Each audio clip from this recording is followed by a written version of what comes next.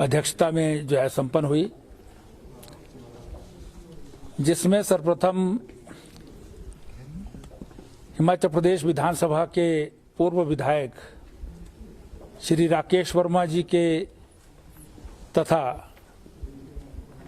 शिक्षा विभाग के प्रधान सचिव श्री के पंत जी के पिताजी के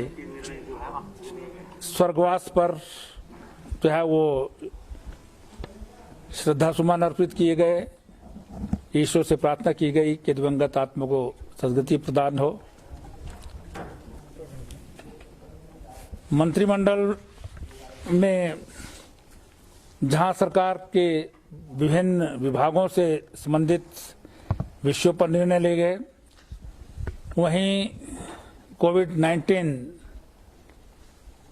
से संबंधित बहुत सारे विषयों में भी निर्णय लिए गए हैं। महत्वपूर्ण निर्णयों में हिमाचल प्रदेश में जो स्ट्रे कैटल होता है, सड़कों पर जो गाय जो है, उनकी रिहेबिलिटेशन के लिए एक टीम जो है वो आज मंजूर की गई। इसमें प्रदेश में जितने भी कैटल हैं उनकी सबकी एन्यूमरेशन होकर के टैगिंग होगी, जिसमें सबसे पहले जो गौ सदनों में हैं या गौ के लिए जो है सेंचुरीज बनाई गई हैं उनकी टैगिंग होगी, और फिर जो घरों में कैटल हैं उनकी टैगिंग होगी, और फिर जो सड़कों पर जो है कैटल हैं उनकी टैगिंग की जाएगी। और जो गौ सदनों में मतलब गौशालाओं में जो गाय हैं उनको 500 रुपये पर गाय के हिसाब से जो है वो सहायता प्रदान की जाएगी, और जो सड़कों पर गाय स्ट्रे कैटल है उनको जो है वो उनमें से भी जितनी जितनी कैपेसिटी उन गौशालों में होगी उनको जो है वो गौशालों में स्थान देने के लिए उनको कहा जाएगा, और टैगिंग के बाद उनकी भी उसी प्रकार से जो है वो 500 के हिसाब से जो है वो पर कैटल दिया जाएगा। तो एक स्ट्रे कैटल की दृष्टि से जो है वो एक बहुत बड़ा निर्णय आज कैबिनेट ने लिया है। इसी के साथ जो है वो देहरा में, जिला कांगड़ा के देहरा गोपीपुर में जो है वो मिनिस्ट्री ऑफ डिफेंस, रक्षा मंत्रालय के नाम से जो है वो हिमाचल प्रदेश ने जमीन जो है वो ट्रांसफर करने का निर्णय लिया है,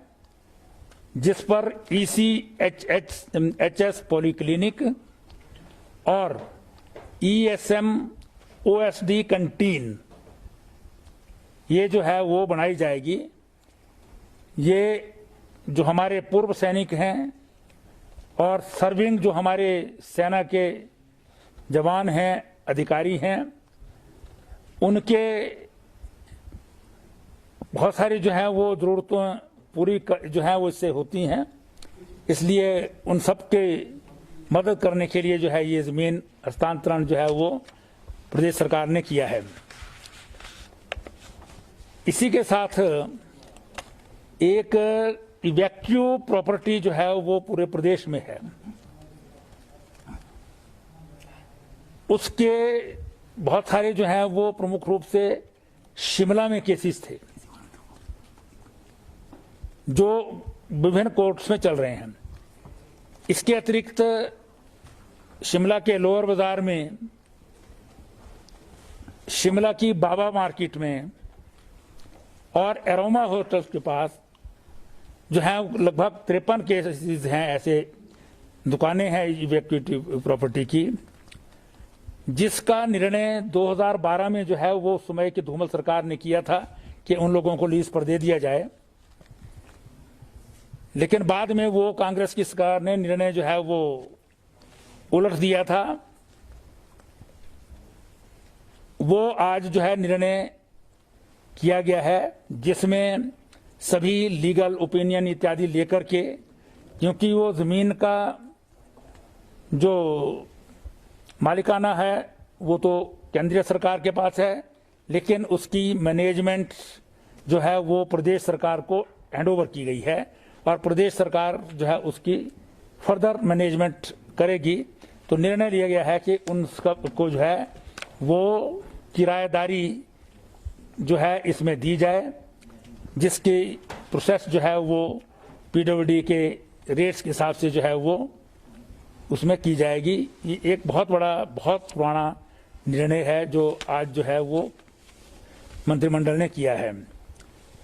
इसके अतिरिक्त एक शिक्षा विभाग ने मंत्रिमंडल के सम्मुख जो है प्रदेश के प्राइवेट स्कूलों को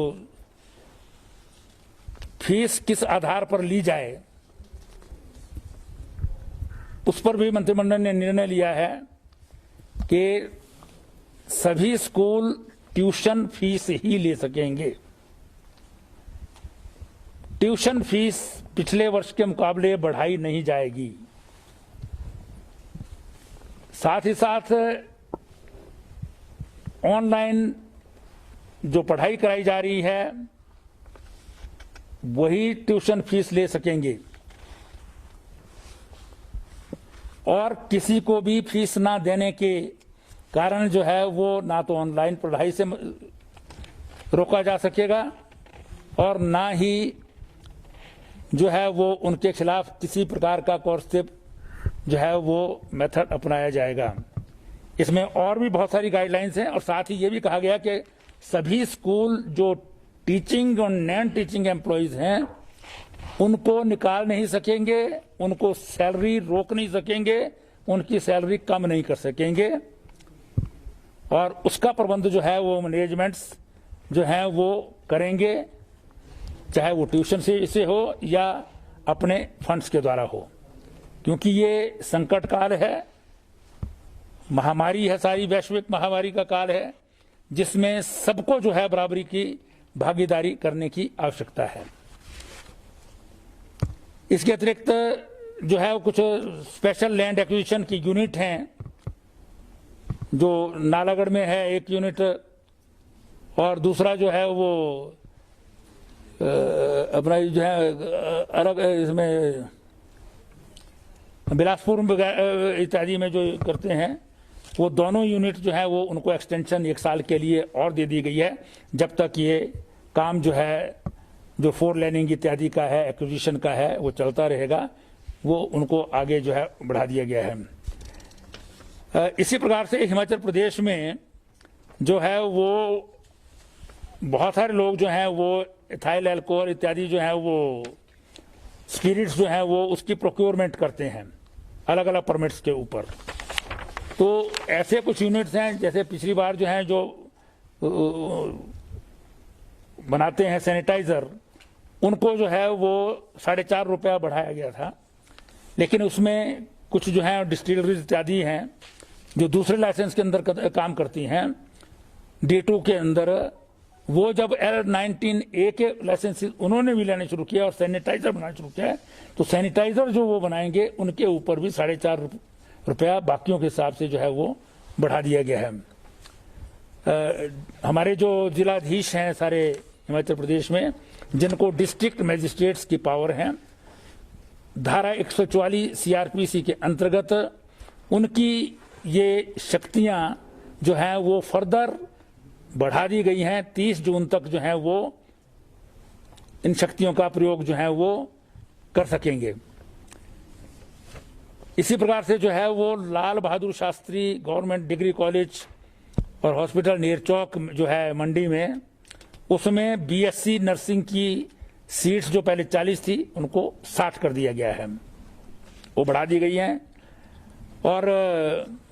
असिस्टेंट प्रोफेसर रेडियोलॉजी में और गैस्ट्रोएंटरोलॉजी के पद जो है वो IGMC के लिए स्वीकृत किए हैं जो HPSC से भरे जाएंगे। इसी प्रकार से Rajendra Prasad government medical college Tanda के लिए जो है वो एनाटॉमी में और पीडियाट्रिक्स जो है वो उसके 2 असिस्टेंट के पद जो है वो सृजित किए गए हैं, जिनको जो है वो HPSC के द्वारा भरा जाएगा। एक बहुत महत्वपूर्ण निर्णय जो है वो नगरोटा बगवा की सीट में लिया गया है। वहां पर जो है वो एक जो है वो अपना जो है क्या कहते हैं उसको वेटरनरी हॉस्पिटल जो है वहां पर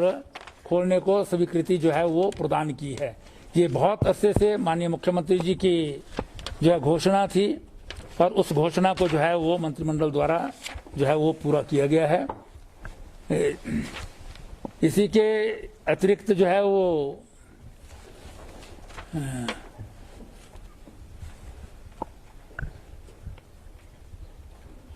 हाँ, एक बहुत महत्वपूर्ण निर्णय जो है वो, क्योंकि कार्य में जो है वो प्रॉपर पारदर्शिता आए,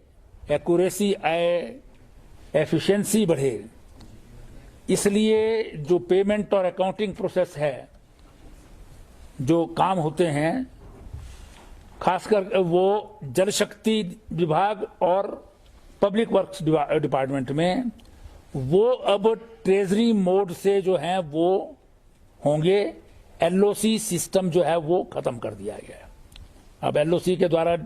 नहीं होंगे पेमेंट्स, ट्रेजरी मोड से ही जो है वो इसमें पेमेंट्स होंगी। ये निर्णय जो है कैबिनेट ने लिया है।